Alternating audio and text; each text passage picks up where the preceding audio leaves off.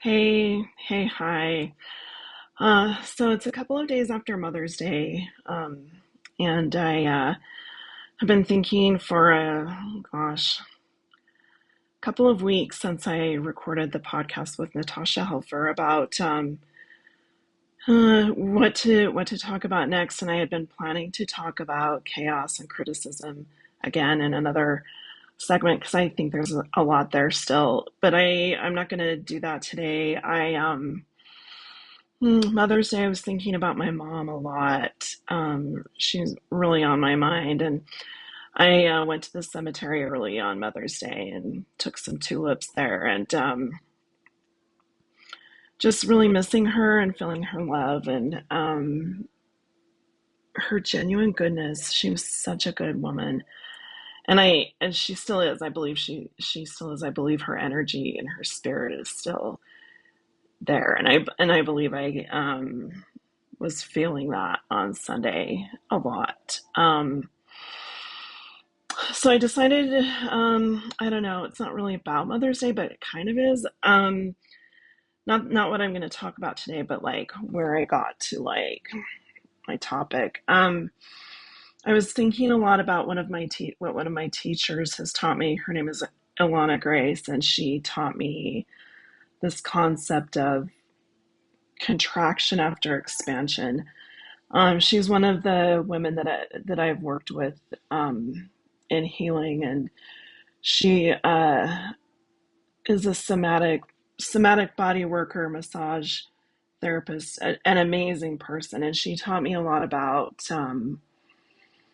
She's also a somatica sexologist, so she's very skilled. But I also this concept of contraction after expansion has been really important to me because like in my journey from getting out of my abusive marriage and my journey in surviving that and trying to heal from it, I have gone through these periods where I've been able to push through really well and do really well, but then I will kind of fold back into myself. And so to me, I feel like that's, kind of what the contraction after expansion is. And I think that's what I've been going through for the past couple of weeks because doing this project is a really big expansion for me to be this vulnerable and share my stories and to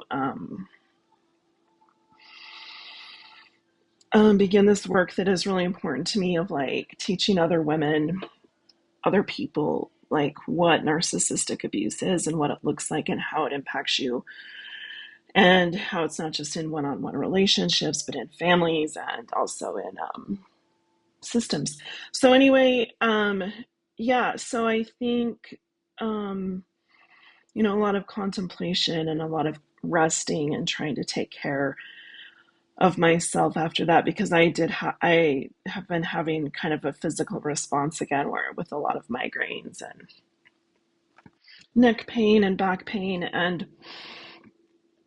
um I think there are reasons why I hold my pain in those areas, which I'll probably talk about some other time. But I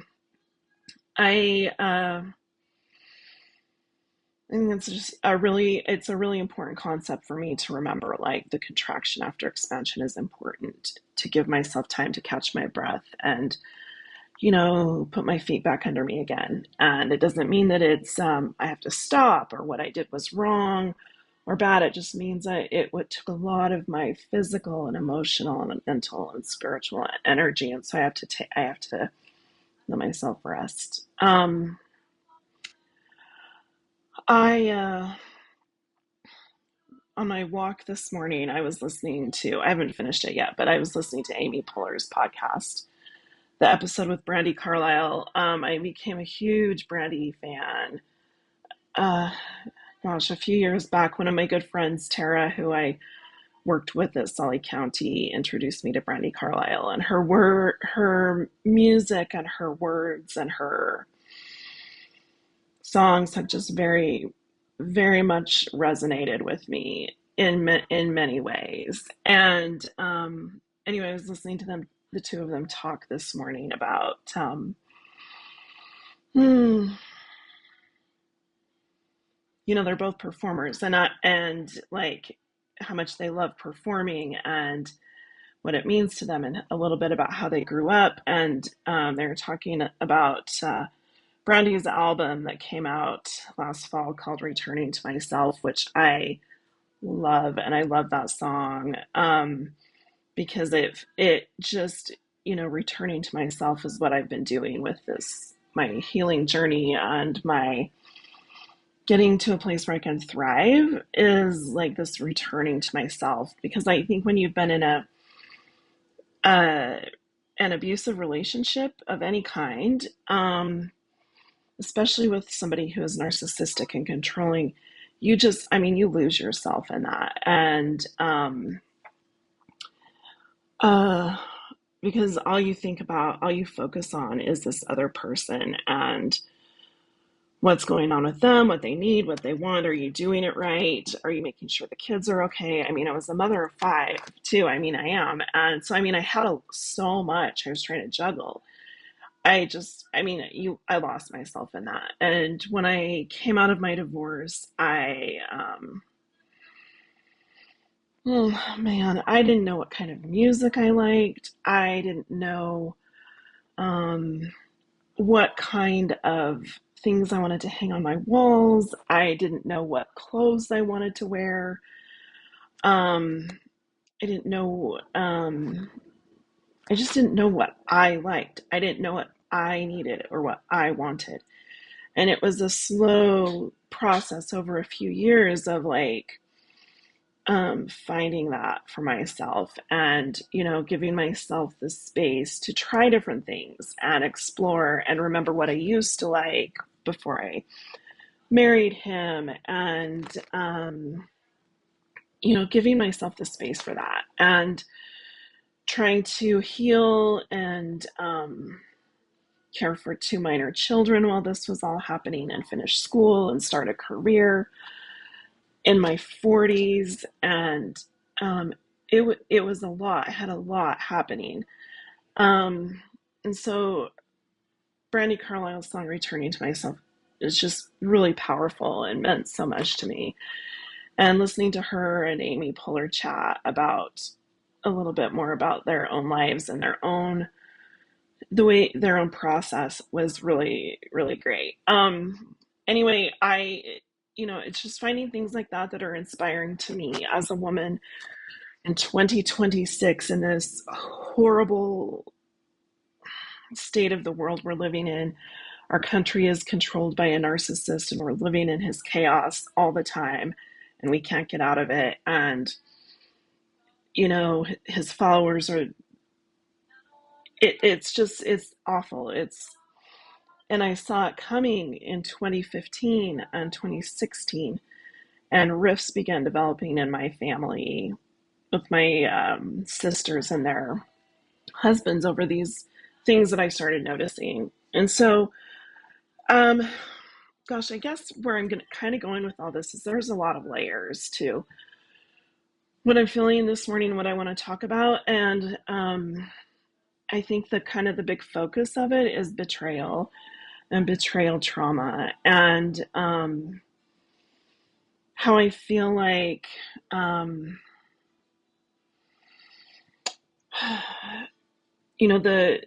the culture, the religious culture I was raised in, the experiences I had as a child, um, my experiences in my early marriage, just created that. I mean, I betrayed myself, but also I feel like I was betrayed. I was betrayed by this system. I was betrayed by this church, the Church of Jesus Christ of Latter-day Saints, that I just believed in and gave myself to. I was betrayed by the man I married, who promised to love me and take care of me, and provide for me and our kids, and provide safety for me, and he didn't. I was betrayed by my local church leaders, I've talked a little bit about some of this, like disclosing decades of abuse to these men and then having them kind of dismiss it as like no big deal was really traumatizing. And one of those, I'll just call him Bishop Silvertongue. Um, I really admired and looked up to this man and thought that he was called of God and was, acting in service of all of us in our ward and our congregation and acting in service of me and my family, and that he would help me and he would help my husband recognize that his abusive behavior was causing a lot of damage to me and our kids. But I soon learned that that wasn't the case, and I learned that uh, he and the most of the others I spoke to, I think there were a couple that believed me, but couldn't really do anything about it. But most of the men in the leadership in my church that I was going to for help, because I had been, kind of conditioned to go to them first instead of the police or, the YWCA or whatever, right? Like, um, they didn't help me and they didn't believe me. And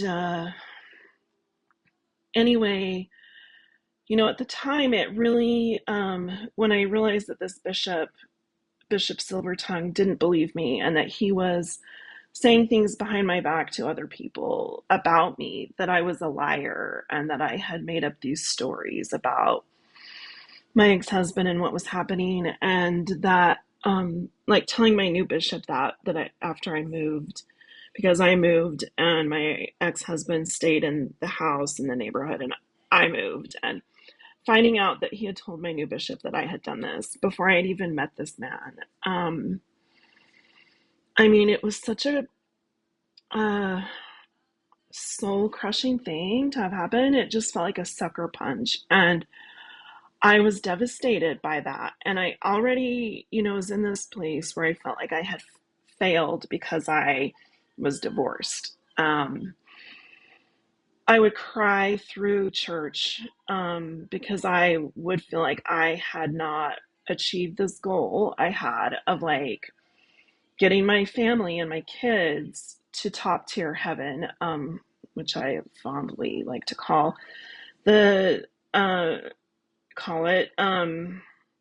Mormonism has this concept of heaven that's got three different levels: telestial, terrestrial, and celestial. And celestial has three levels. And so top tier, like you have to like be really good. You have to be married in the temple. You're not a sinner. You pay all your tithing, right? Like all these things. And then if you're lucky, you get to top tier, right?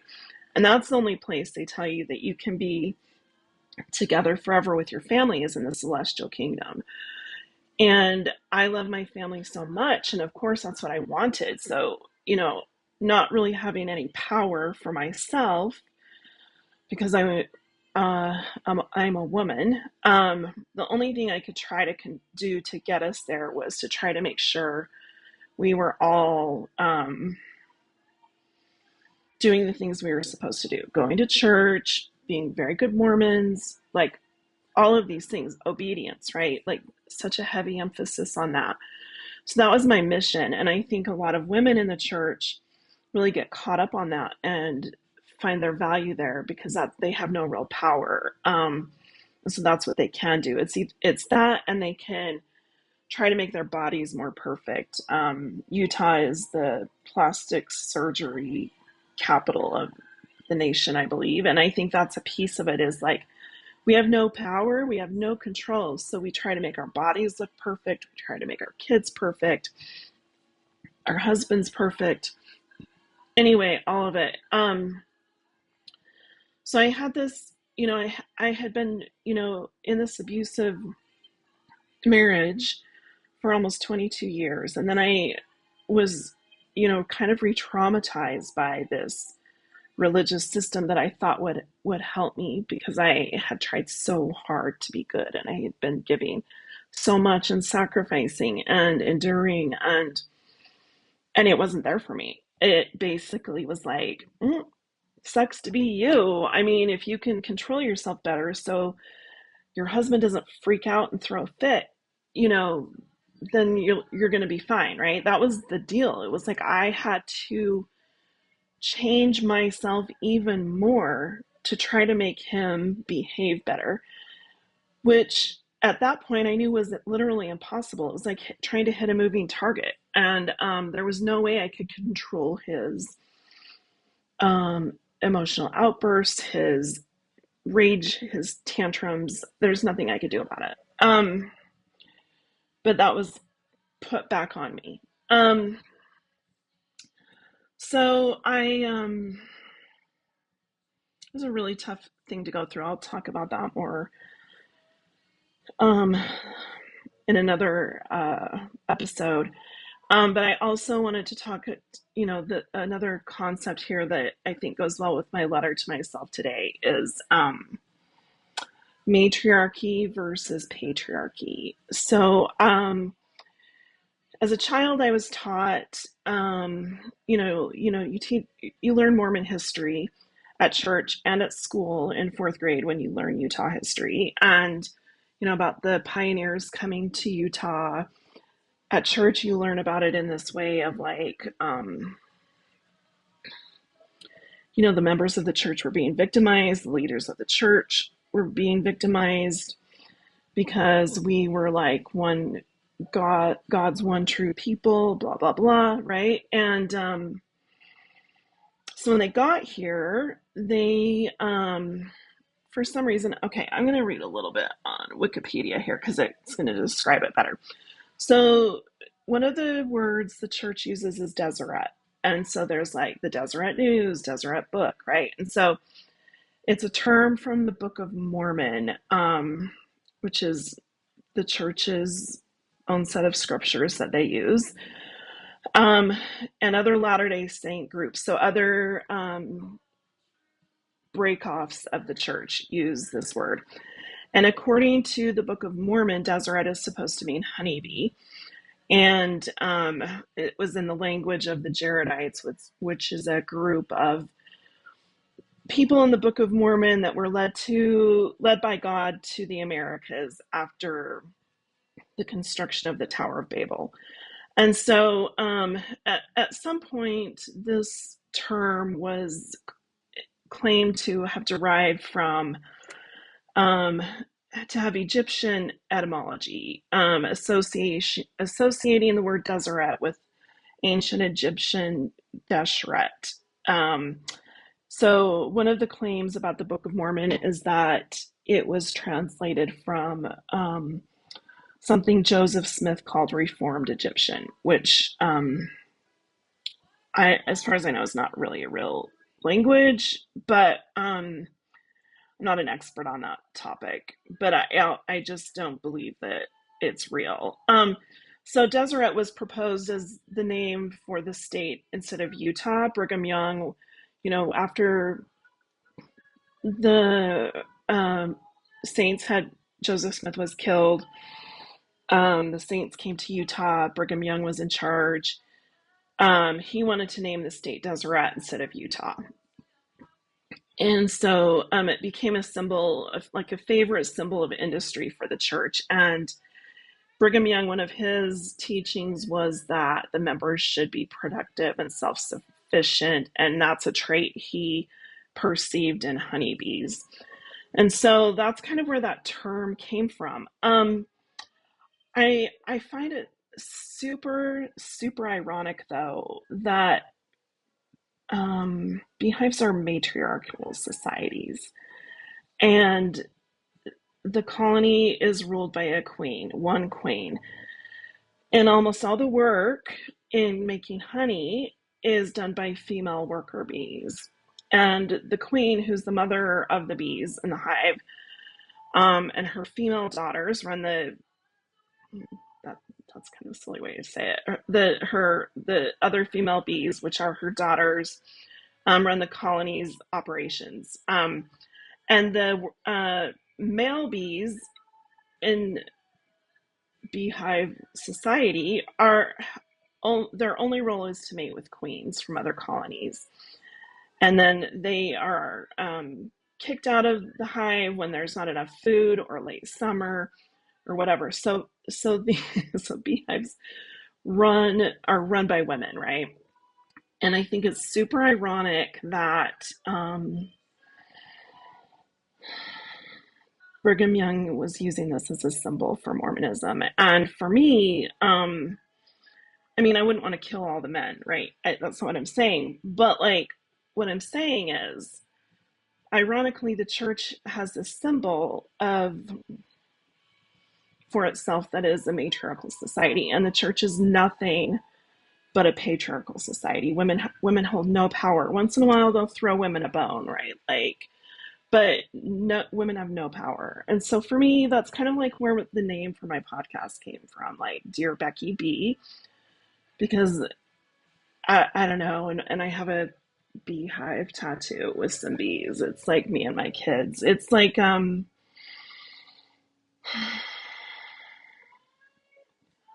the own queen bee of my own life, and I I make my own decisions, and I'm not dependent on some random uh, dude god in the sky that is puppet mastering all of us, and um,